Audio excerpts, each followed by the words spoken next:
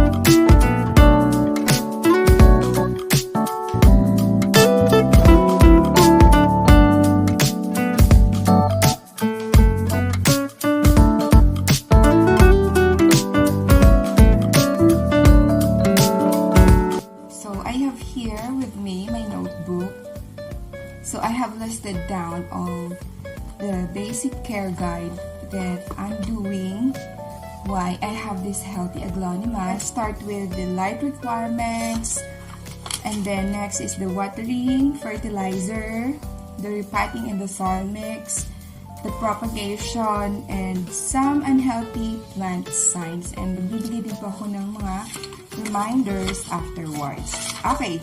So first is the light requirements. So we know that AGLAONEMAs will do in a medium to low light, meaning much better if you're going to place them in indirect sunlight, sa place na kung saan nakaka-receive lang po sila ng indirect sunlight. So much better if they will receive the morning sunlight. Akin, sa labas po, nakalagay lang po sila sa area na kung saan they are receiving the morning sunlight until 9 or 10.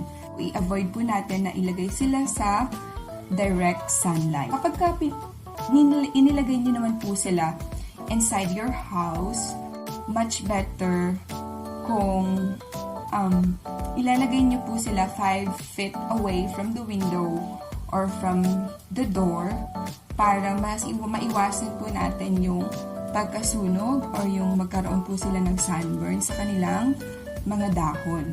Okay, so yun po sa ating light requirements. Okay, so pagdating naman po sa watering, AGLAONEMAs can tolerate less water compare po sa ating iba pong mga houseplants. Mas gusto po nila yung hindi natin palaging binabasa yung kanilang soil. So I only water my AGLAONEMAs collection kung ganito po yung ginagawa ko. I just put my finger, so yan, ilalagay niyo lang po yung finger nyo doon sa soil, 1 or 2 inches, and then kapag itinaas po yan ninyo, just like this, so yan, tutusok niyo po sa soil. So yan, kapag meron pa pong kumapit ng mga soil, ibig sabihin, okay pa po yan, hindi pa po ninyo kailangang diligan. So, pero once na tinusok nyo po yung finger ninyo, dinip nyo yung finger ninyo, and pag taas po ninyo ay wala na pong dumikit na soil, meaning dry na po yung soil na nasa ibabaw. So, that's the time that you have to water your AGLAONEMAs. You have to reduce watering, especially kapag maulan or rainy season. So, you have to reduce watering them.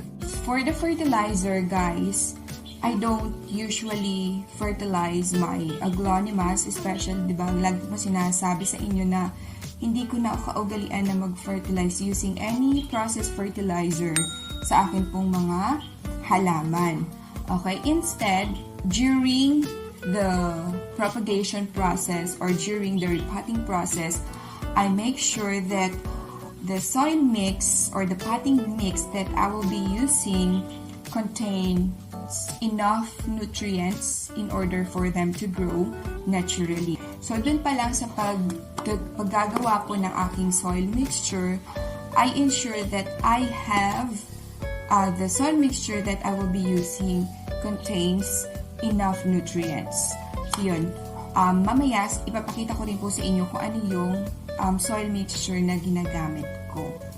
And another one is, okay, so meron na po akong papakita sa inyo. Okay, so just like this.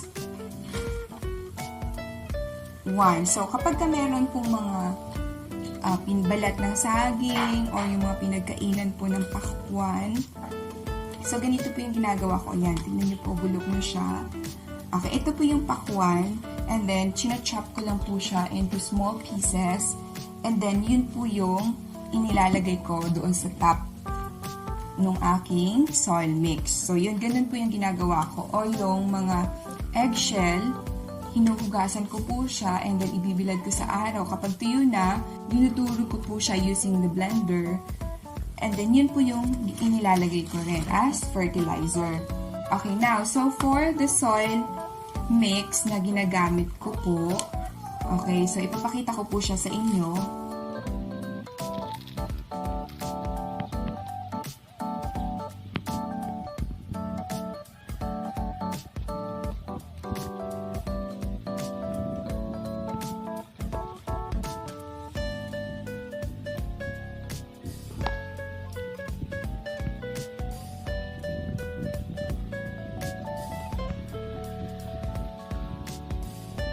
So, yun po yung ginagamit kong soil mix. So, those are the materials that I'm using for my aglaonemas.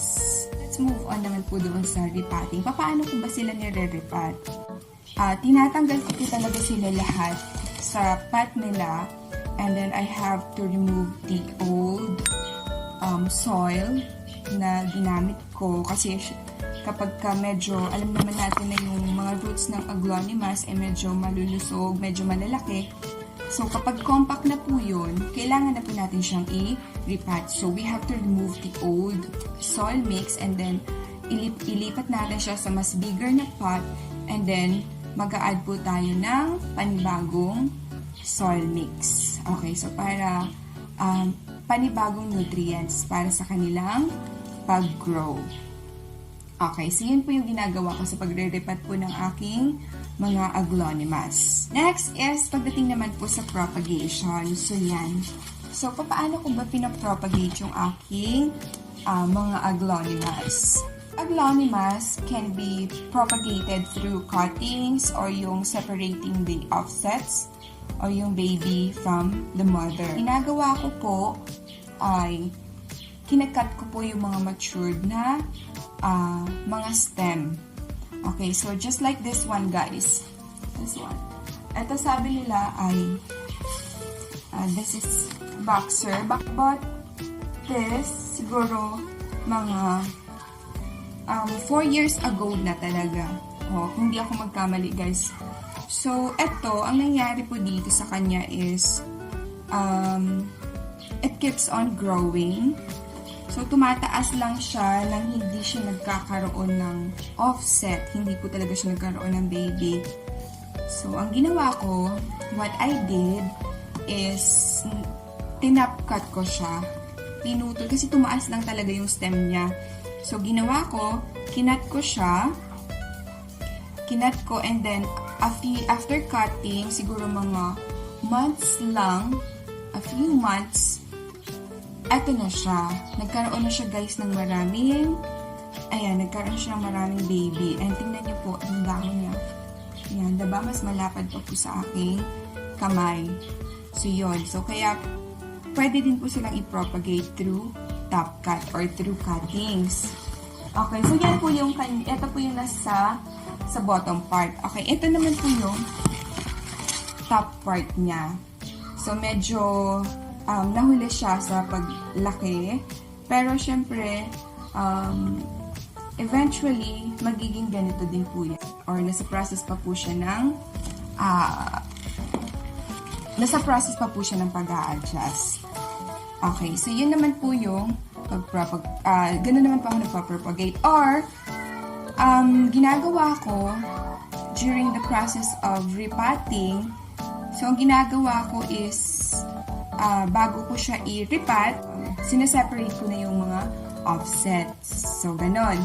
Pwede din po yun. So, pwede din daw, meron ako nabasa na pwede din daw through seeds. So, yun po siguro yung galing po sa kanyang mga bulaklak. So, gaya po na to. Pero, hindi ko pa po siya na-try. Never ko pa po siyang na-try. Ganito guys, actually, kapag nagkakaroon na po siya ng flower, etong flower po na to, kinakat ko na po yan. So, yan why. Kasi what I have noticed, kapag pinabayaan po natin yung flower na yan na mag-grow, sayang pa po yung nutrients na instead na mapunta dito sa mga dahon na to, na nakukuha pa po nila. Kaya kapag nakakita po ako ng ganito, yan, eventually, kinakat ko na po yan, pinuputol ko na po yun yung ginagawa kong propagation sa akin pong mga aglonema. So, actually, ito guys, yan.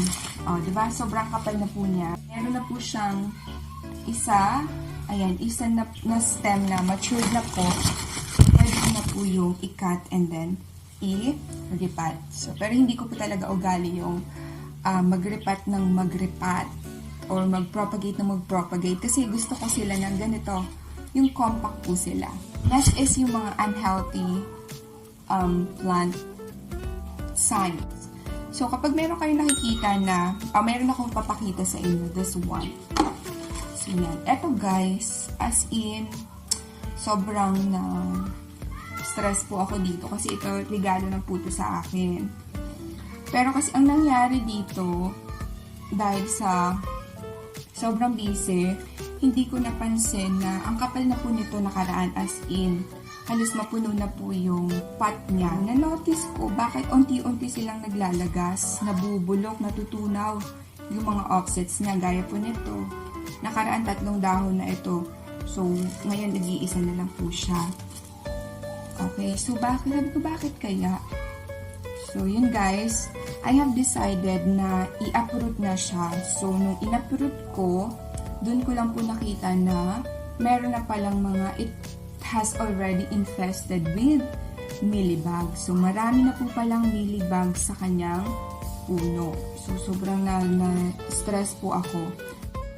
What I did, in-uproot ko siya and I use insecticide. So, kaya ngayon, yan na siya. Nasa process na po siya ng healing. Pero, parang gusto ko na po siyang i-cut na lang. Ito, kasi medyo matured na din po talaga itong stem na to. I-cut na lang siya and then i-repot kapag nakahanap na po ako ng perfect time. Isa po yan sa mga unhealthy signs kapag nakikita po ninyo na yung dahon ng inyo pong mga aglaonemas ay medyo parang nalalanta na siya, hindi na siya ganito, pointed. Pwede nyong i-uproot or i-check baka yung sa ilalim ng soil ninyo ay meron na pong mga any pathogen na unti-unting sumisira po ng inyong halaman. Okay, next is yung kapag nakikita po kayo ng brown na po yung kanyang dahon. Saan ba? Ito, this one. Ito po aking big roy. So, yan. This one. Kasi ito po nakalagay sa dun sa medyo nakaka-receive po siya ng direct sunlight. So, yan. Ito, yan. Yan. Ibig sabihin po yan ay na-sunburn po siya. Yan. Asan po ba yung iba? Ay, ito pa guys. So, yan. Okay, pero tingnan nyo guys, diba? Yung dahon nila, sobrang lalapad na po. Okay, so ito, this one guys, Yan, kailangan na po itong i-cut. Super matured na po yung kanyang stem. So, ika-cut ko na din po yan and then i-recut ko na po. So, yan po yung mga unhealthy signs na kapag nakita nyo po yun, kapag nakita nyo po yun sa mga aglaws ninyo, ay i-check po ninyo kaagad. Or po pwede din kapag nakita po ninyo na medyo nalalanta na o nagbo-brown na po yung kanyang dahon, baka underwater na po sila. Okay? So, yun lang po. So far, yun po yung mga ginagawa ko why I was able to achieve this healthy aglaonemas. And isa pa pala, reminders, itong mga aglaonemas, kapag nilagay niyo po inside your house, make sure na yung mga dahon hindi po makagat ng inyong mga pet kasi po pwedeng ikamatay po yun ng inyong mga alaga. So, kaya hindi ako naglalagay ng mga aglaonemas dito sa loob ng bahay. Puro snake plant lang po, or yan, gaya po niyan ng rubber plant o yung fern. Kasi yung anak ko po marami po siyang alagang pusa. So, bali 8 cats po meron kami dito sa loob ng bahay. So, hindi po ako naglalagay. Kasi if it is ingested, pwede po yung makaharm sa inyong mga pet. Okay, so that would be all, guys. I hope that I was able to help you and sana ay meron po kayong nakuha sa vlog na ito, sa episode na ito na makakatulong po sa inyo, especially sa mga alaga po ninyong mga aglaonemas. Okay, so that would be all. See you on my next vlog. Thank you so much for watching.